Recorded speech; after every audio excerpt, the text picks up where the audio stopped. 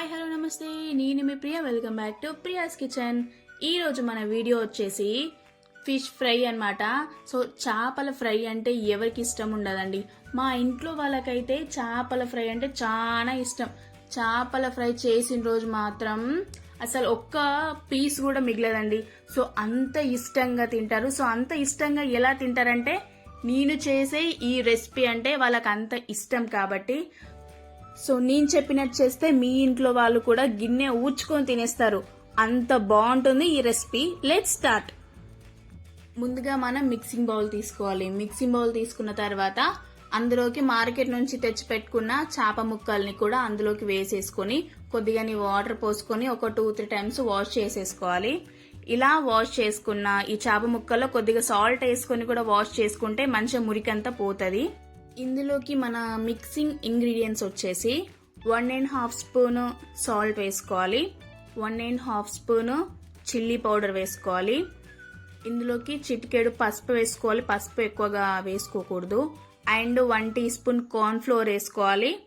And 1 teaspoon fish masala కూడా ఇందులోకి add చేసుకోవాలి. 1/2 టేబుల్ స్పూన్ మన ఫ్రెష్గా దంచి పెట్టుకున్న అల్లం వెల్లుల్లిపాయ పేస్ట్, 2 టేబుల్ స్పూన్స్ నిమ్మరసం, 1/2 టేబుల్ స్పూన్ మెంతి పొడి, కొద్దిగంత ఆయిల్ వేసుకోవాలి.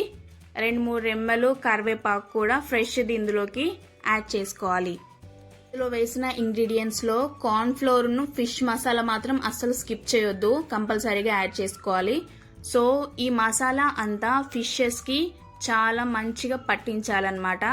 ఫిషెస్ ని మసాజ్ చేస్తూ మనం చేప ముక్కలకి మనం యాడ్ చేసిన మసాలాలన్నీ నేను చూపించిన విధంగా మొత్తంగా పట్టించాలి. మనం ఎంతసేపు అయితే మ్యారినేట్ చేసుకుంటామో అంత చక్కగా ముక్కలకు అనేది మసాలా బాగా పడుతుందన్నమాట. ఇలా పట్టించిన ఈ చేప ముక్కలని 1 అవర్ పాటు బయటైనా ఉంచుకోవచ్చు, లేదా ఒక 1/2 అవర్ పాటు ఫ్రిడ్జ్ లో అయినా పెట్టుకొని మనం ఫ్రై చేసుకోవచ్చు.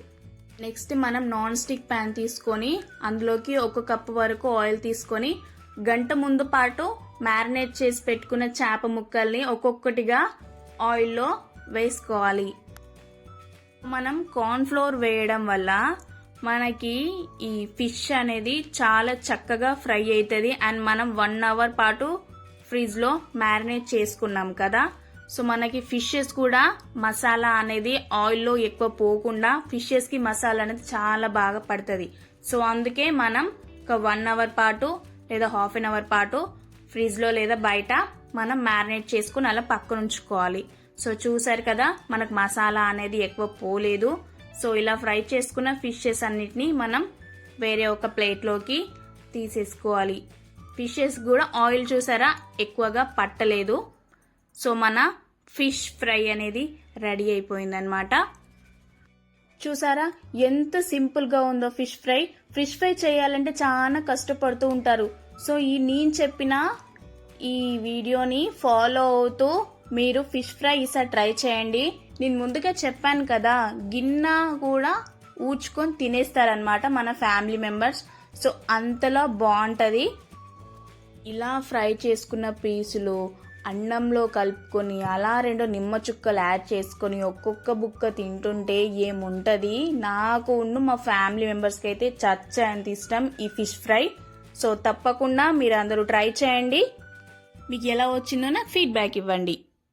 మరిన్ని కొత్త వీడియోస్ కోసం ప్రియాస్ కిచెన్ ని లైక్ అండ్ సబ్స్క్రైబ్ చేయండి.